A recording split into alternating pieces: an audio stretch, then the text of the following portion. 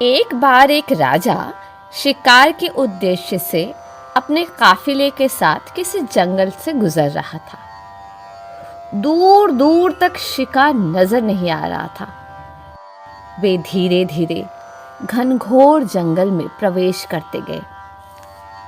अभी कुछ ही दूर गए थे कि उन्हें कुछ डाकुओं की छिपने की जगह दिखाई दी।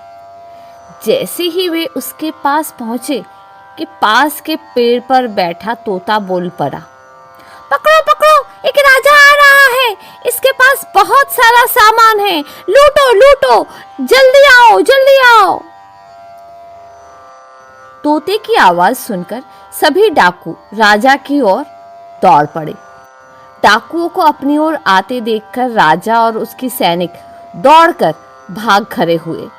भागते भागते कोसों दूर निकल गए। सामने एक बड़ा सा पेड़ दिखाई दिया। कुछ देर सुस्ताने के लिए उस पेड़ के पास चले गए।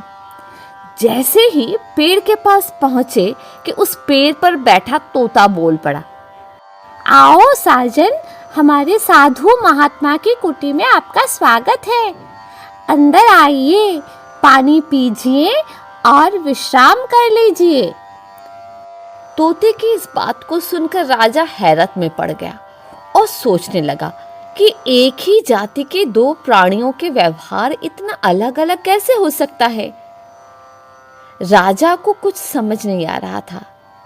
वो तोते की बात मानकर अंदर साधु की कुटिया की ओर चल गया। साधु महात्मा को प्रणाम कर उनके समीप बैठ गया और अपनी सारी कहानी सुनाई और फिर धीरे से पूछा, ऋषिवर, इन दोनों तोते के व्यवहार में आखिर इतना अंतर क्यों है? साधु महात्मा धैर्य से सारी बात सुनी और बोले, ये कुछ नहीं राजन, बस संगति का असर है। डाकुओं के साथ रहकर तोता भी डाकुओं की तरह व्यवहार करने लगा है और उनकी ही भाषा बोलने लगा है। अर्थात जो जिस वातावरण में रहता है वो वैसा ही बन जाता है।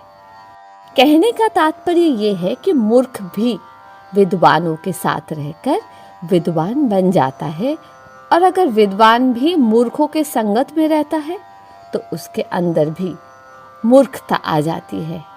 इसलिए हमें संगति सोच समझकर करनी चाहिए।